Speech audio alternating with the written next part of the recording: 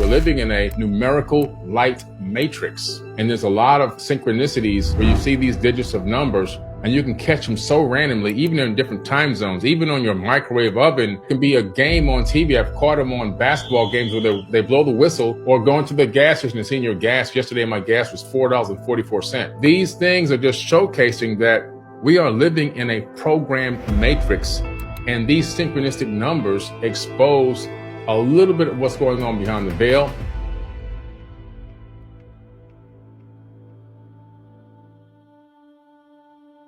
A lot of people have called them angel numbers. Angels are really angles of light. We know that there are higher dimensions that exist in 90-degree angles above one another, and there are multiple dimensions going all the way up. We know this universe consists of a minimum of at least 11 dimensions, and all those are in angles or angels of one another, according to quantum physics. When you go into some of the ancient tablets, you discover that the ancient Sumerians were talking about these angles of light that came down. Those angles of light later became known as angels. We're talking about the understanding that the numbers come from one source, one multidimensional source, and they stream down through the multidimensional universe down into this third dimension as a form of integrated consciousness.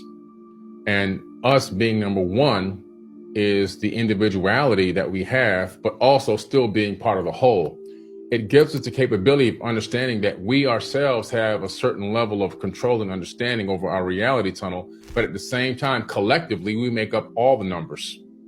And so it's just like you have a radio station in your neighborhood that's broadcasting out frequencies, which are digits of numbers. And then you have a radio receiver that's able to pick up, depending on what station you're tuned to, specific digits of numbers to decode the information. If you imagine that the radio signal being sent out is spirit, and then now take that and convert it into the universal consciousness as being a transmission, each one of our avatar bodies has the capability of picking up a specific numeric frequency from the main source.